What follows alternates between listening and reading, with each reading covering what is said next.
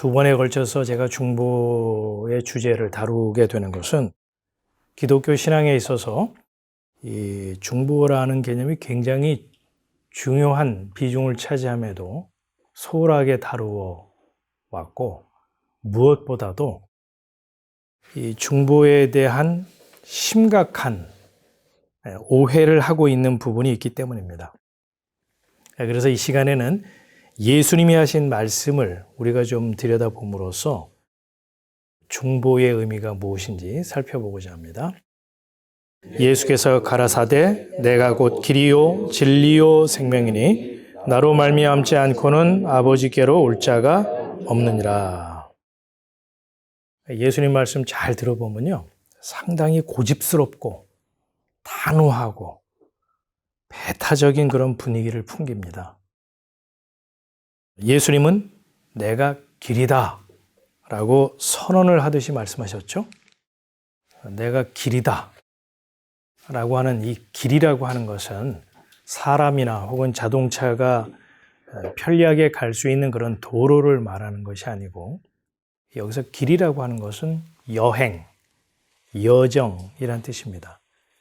그래서 예수님께서 내가 길이야 라고 하는 것은 내가 구원을 하기로 작정한 그 구원의 여행, 여정으로서의 그 길을 말하는 것입니다.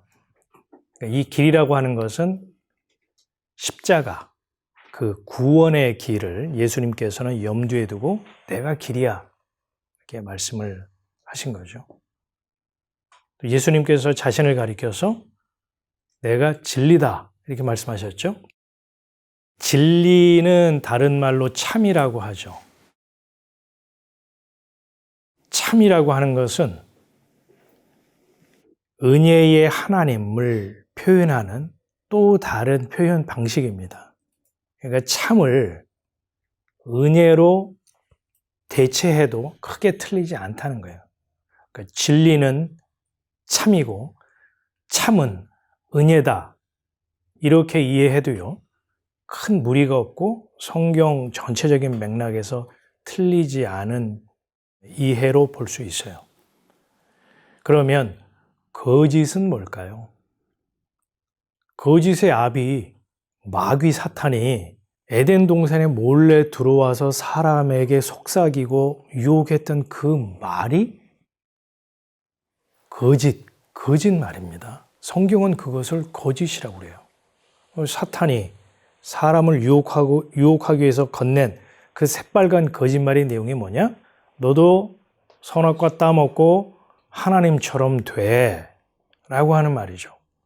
이 말을 좀 더 풀어서 설명하자면, 네가 선악 판단의 주체가 되어서 네가 옳다고 하는 행위를 열심히 함으로써 결과까지 네 소유로 삼아 그걸 네가 쟁취해 라고 하는 말이요, 뜻밖에도 거짓말이라는 거예요. 그러니까 참이, 진리가 은혜라면 그 대척점에 있는 거짓은 사람의 행위라고 볼 수도 있는 것입니다. 그러니까 예수님께서 내가 진리야 라고 했다면 이미 선악과를 따먹은 사람은 진리에 속하는 자일까요? 거짓에 속하는 자일까요? 거짓의 사람이 되고 거짓에 속한 자가 되고 마는 거죠. 자, 또 예수님께서는 내가 생명이야 이렇게 단정적으로 말씀하셨죠. 제가 이 성경에 나와 있는 이 용어들을 짧게 설명을 하고 있는데 굉장히 중요한 내용입니다. 성경 단어에 대한 것을 성경적으로 이해하지 못하면 우리가 성경을 천독만독해도 성경과 맞는 해석을 하게 될까요? 자기가 생각하는 해석을 하고 그게 맞다고 생각을 할까요? 후자이겠죠? 성경이 말하고 있는 단어의 개념을 가지고 성경을 봐야지, 자기가 알고 있는 지식과 상식으로 성경의 단어를 이해하고 성경을 드립다 읽게 되면요, 성경과 다른 해석을 하게 되고, 다른 해석을 하게 되면 성경과 관계없는 행위를 계속하면서 그게 신앙인 줄을 착각하게 된다 이 말이에요. 그래서 이런 예수님이 하신 말씀의 단어들을 잘 이해해야 돼요. 예수님께서 내가 생명이야 라고 말씀했죠. 생명이라고 하는 것은요, 사람이 살아서 이렇게 호흡하고 맥박이 뛰는 것을 생명이라고 말하는 것이 아닙니다. 성경에서 생명이라고 하는 것은요, 은혜의 하나님과 그 관계가 분리 단절되지 않고 연합된 하나 된 상태를 생명이라고 그래요. 그러면 이 생명의 반대, 반이어는 뭘까요? 사망이에요. 사망이라고 하는 것은 내 목숨이 툭 끊어지고 심장 박동이 탁 멈춘 상태를 사망이라고 말하는 것이 아니고, 생명이 하나님과 은혜의 관계로 연합된 관계를 생명이라고 그랬죠. 사망은 그 은혜의 관계로부터 분리, 단절된 상태, 그걸 성경은 사망이라고 그러고, 다른 말로 그걸 영적 죽음이라고 말하는 것입니다. 그래서 예수님께서 내가 생명이야 라고 말을 하는 순간 사람은 하나님으로부터 분리 단절된 영적으로 죽은 존재야 라는 것을 속된 말로 밑장에 깔고 하는 말씀이라는 거예요. 내가 길이다, 내가 진리다, 내가 생명이다, 예수님께서 이렇게 말씀하셨는데, 이 예수님의 화법은 우리가 잘 봐야 되는 게 뭐냐면, 우리가 보통 상대방하고 이렇게 얘기할 때, 또 부부 사이에서 막 싸울 때 내가 맞아, 내가 맞다니까 내가 옳아, 내가 정당하다고, 내가 뭘 잘못했다고 이렇게 주장하면 할수록 상대방은 뭐가 되는 거죠?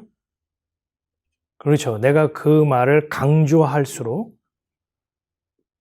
강하게 어필하면 어필할수록 넌 틀려, 넌 아니야, 넌 맞는 게 아니야, 이렇게 돼버리는 거죠. 지금 예수님의 화법이 그런 화법이에요. 굉장히 단호하고 엄격하고 어떤 양보의 여지가 없이 내가 길이라니까,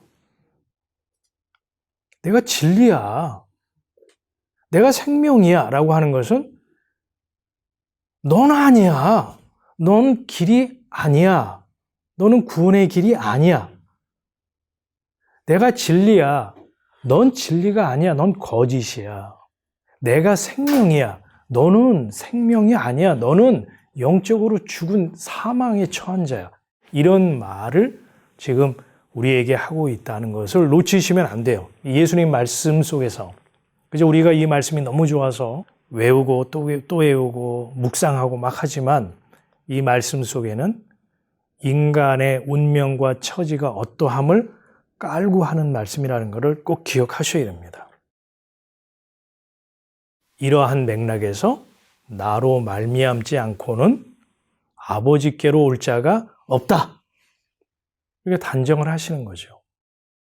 예수님의 이 말씀인즉슨요, 사람은 자력으로, 내 스스로의 힘과 방법으로 하나님께로 갈 수 없다는 말이고요, 독자적으로 사람이 하나님께 나아갈 수 없다는 그런 단호함의 말씀인 것입니다.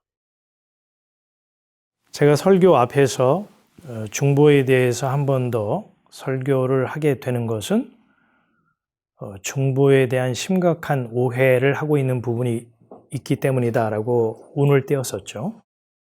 이제 바로 그 대목에 이르렀습니다. 나로 말미암지 않고는 아버지께로 올 자가 없다라는 이 말씀을 교회에서 곡해하고 있고, 많은 교인들이 잘못 이해하고 있다는 것입니다. 사람들은 어떻게 이해하냐면, 내가, 사람이 구원의 안내자, 구원의 연결다리, 구원의 내비게이션인 예수 그리스도를 통해서 하나님께로 갈 수 있다, 이렇게 이해하고 있고, 그렇게 유포되고 있고, 그렇게 가르쳐지고 배워왔다는 거예요. 이 하나님이 이쪽에 있고 사람, 죄인이 이쪽에 있어요. 상대편에 있어. 여기 절벽입니다. 낭떠러지예요. 이 사이에 간격이 있는데 사람이 폴짝 뛰어가지고 건널 수 있는 거리가 아니에요. 어마무시한 간극이 있어요. 사람이 하나님께로 나아갈 수 있을까요? 없을까요? 못 갑니다. 그래서 사람이 만들어낸 아이디어, 요한복음 14장 6절을 근거해서 사람의 이성과 합리로서 발견한 그림, 도식이 뭡니까? 이 낭떠러지에다가 이런 그림을 그려놨어요. 그래서 사람은 하나님께로 못 가는데 십자가라고 하는 그 통로를 통해서 사람이 건너가면 생명이신 은혜의 아버지께 하나님께 갈 수 있다는 거예요. 사람이 구원을 얻기 위해서 하나님께 나아가기 위해서 예수 그리스도라고 하는 중보의 다리, 중보의 내비게이션의 도움을 받아서 하나님께 갈 수 있다라고 설명하고 가르치고 있는데 이것처럼 성경의 가르침과 위배된 곡회된 해석은 없습니다. 왜냐? 예수 그리스도는요, 구원의 내비게이션이 아니기 때문입니다. 예수님은 사람들을 위한 구원의 방편이거나 수단일 수가 없습니다. 예수님 자체가 길입니다. 예수님이 진리입니다. 예수님이 생명입니다. 그런데 사람들은 예수를 이용해서 자기가 하나님께 가려고 합니다. 사람들은 십자가를 이용해서 하나님께 갈 수 있다라고 생각을 합니다. 그런데 앞서서 얘기했던 것처럼 내가 길이야 라고 했다면 사람은 길이 아니다 라고 했죠. 내가 진리야 라고 했다면 모든 사람은 진리의 반대편에 있는 거짓의 사람이라고 했죠. 내가 생명이야 라고 했다면 모든 사람은 일괄적으로 하나님과 분리 단절된 영적 사망에 처한 존재라고 했죠. 그 자가 어떻게 자기가 행위의 주체가 돼서 내가 선택하고 결정하여 십자가의 길을 건너 하나님께 나아갈 수 있겠느냐라는 것입니다. 또 하나, 만일 예수가 중보의 다리요, 내비게이션과 같이 구원에 이르는 경로를 알려주는 수단이라면 예수께서 이 땅에 오셔서 물과 피를 쏟으시며 대속물로 죽으실 필요가 있었을까요? 선지자와 사도들을 통해서 구원에 이르는 방법을 친절하고 자세하게 설명해주고 교인들은, 성도들은 그 방법대로 그 내비게이션이 알려주는 경로대로만 행하면 자연스럽게 하나님께 갈 수 있을 텐데 예수께서 이 땅에 내려오셔서 자신의 목숨을 대속물로 내어주실 필요까지는 없었겠죠.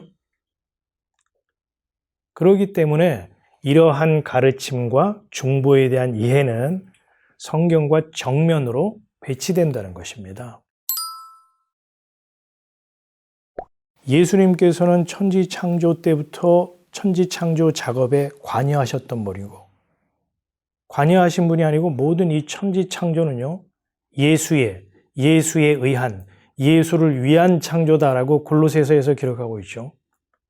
그렇기 때문에 예수님께서는 인간의 어떠함을 아실 뿐만 아니라 선악과를 먹고 범죄한 인간의 실상이 어떤 상태인지 누구보다 잘 아시는 분이죠. 그런 맥락에서 내가 길이요, 너는 길이 아니요. 내가 진리요, 너는 진리가 아니요. 나는 생명이요, 너는 사망이요. 라고 말씀을 우리에게 하고 있는 것입니다. 그것은 우리를 아주 쓸모없는 존재로 전락시키는 표현이 아니고 인간의 어떠함을 분명하게 알고 있는 주님께서 이제 손을 쓰시겠다고 하는 하나의 약속이고 다짐인 것입니다. 너희가 이러이러한 운명과 처지에 놓여 있는 존재이기에 길이요 진리요 생명이신 내가 너의 죄값을 지불하고 너를 내 소유 삼아 아버지께로 데려가고야 말 거야 라고 하는 예수님의 의지, 다짐, 약속의 표현이 나로 말미암지 않고는 아버지께로 갈 수 없다인 것입니다. 그러니까 이 말씀은 상당히 배타적인 말씀인 거죠. 배타적이라고 해서 이게 독선적이고 편협한 말씀일까요? 여러분, 사랑은요, 언제나 그렇듯이 독점적입니다. 어떤 청년이 장인 될 사람을 만나서 결혼 지참금을 건네줬어요. 그리고 예비 신부와 청혼을 하고 이제 결혼할 날짜가 되어서 그 청년이 그 신부를 데리고 아버지 집으로 가는 것. 그것을 독선적이다, 편협한 태도다라고 말할 수 있을까요? 그렇게 말할 수 없겠죠. 제가 이 얘기를 왜 하느냐? 많은 자들이 내가 곧 길이요 진리요 생명이니 나로 말미암지 않고는 그 누구도 아버지께로 올 수 없다라고 하는 예수의 이 발언은 독선적이고 편협하고 이 시대에 맞지 않는 얘기다. 그렇게 일축하고 비난하고 공격하는 사람들이 있기 때문입니다. 이것은 예수님의 말씀을 오해하고 있기 때문이죠. 혹시 우리도 예수님의 말씀을 표면적으로 읽게 되면 예수님이 상당히 이 시대에 관용적이고 포용하는 시대 정신과 배치되고 맞지 않는 편협한 발언처럼 들리기 십상이에요. 이 말씀을 들여다보면 사랑이 뭔지 안다면 그런 말을 할 수가 없죠. 사랑은 독선적이지는 않지만 배타적입니다. 두 사람 사이에 아무도 끼어들 수가 없어요. 예수님께서 오늘 요한복음 14장 6절을 통해서 말씀하신 것은 자기 신부, 자기 교회, 자기 지체는 내가 대속물을 물로써 지불하고 데리고 갈 거야, 아버지 집으로. 지금 그런 깊은 사랑의 집요함, 반드시 그렇게 하고야 말겠다는 예수님의 의지가 담겨 있는 약속의 말씀이라는 거예요.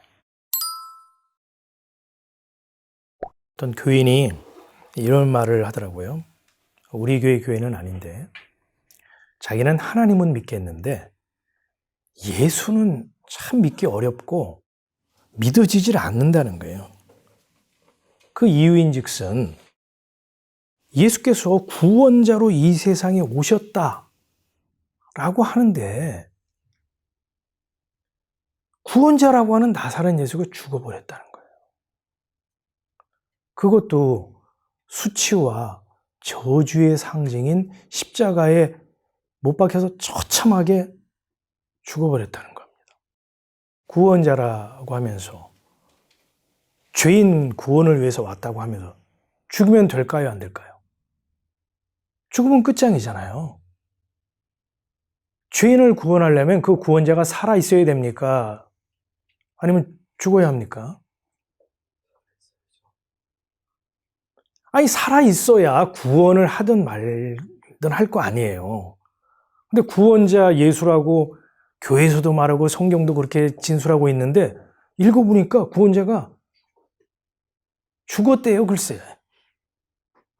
생각을 해보세요. 어떤 사람이 만병통치약을 선전하고 이 약이야말로 모든 병을 치료하고 낫게 합니다. 그렇게 막 동네방네 떠들고 홍보하고 다녀요. 그런데 그 약을 선전하고 홍보하고 가르치고 전하던 그 사람이 글쎄 말이에요. 말기암으로 죽어버렸어요. 이게 참 우리가 웃기는 얘기지만 웃을 수 없는 얘기죠. 어느 누가 그 사람의 말을 믿을 수 있겠으며 그 사람이 가르치고 전한 만병통치약을 사서 복용할 수 있겠습니까? 그래서 구원자라고 하면서 십자가에 못 박혀 죽은 예수는 나는 구원자로서 믿을 수가 없습니다. 라고 그분이 얘기를 했던 거죠. 이분이 놓쳤던 것이 뭐냐면 길이요, 진리요, 생명이신 그분이 믿지 못하는 자들, 길도 아닌 자들, 거짓에 속한 자들, 사망에 속한 자들을 대신하여 자기의 목숨을 대속물로 줌으로써 그 죄를 청산하고 자기 소유 삼아 내가 아버지 집으로 데려갈게. 이게 중보자 예수의 약속이고 다짐이라는 거예요. 아까 우리 찬양했죠. 완전하신 나의 주. 그렇다면 나는 불완전한 자이겠죠? 불완전한 자는 완전한 하나님 앞에 나아갈 수가 없어요. 그럼 어떻게 가능할까요? 하나님 앞에 나아가는 것이.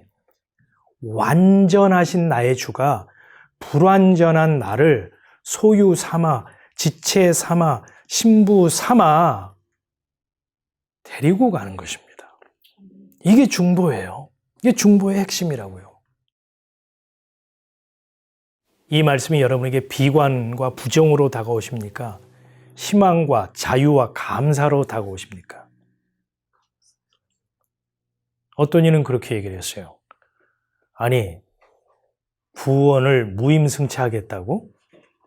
인간이 아무것도 안 하고 그저 예수님 가실 때 덜렁 거기에 올라타가지고 수고한 것도 없이 노력한 것도 없이 돈도 안 내고 무임승차해서 구원 얻겠다고? 그런 공짜 바라는 도둑놈 신보가 어디 있어? 이렇게 말하는 사람 많죠. 교회 안에도 있고 교회 밖에도 있어요. 근데 그 사람은 사람의 어떠함을, 선악과 따먹은 인간의 실상이 어떠함을 모르기 때문이죠. 그래서요, 사람이 내 힘과 방법으로 하나님 앞에 나아갈 수 없는 존재구나를 깨달은 자는요, 자기 주제 파악을 한 자입니다. 내가 독자적으로 하나님 앞에 나아갈 수 없는 자이구나를 여러분이 발견했다면 그 사람이 영적 눈이 뜨인 자입니다. 복받은 인생입니다. 오늘 예수님의 이 말씀을 통해서 구원의 근거를 나에게 두지 마시고 완전하신 주님께 두심으로 우리의 신앙의 발걸음이 자유와 안식과 감사의 길이 되기를 원합니다.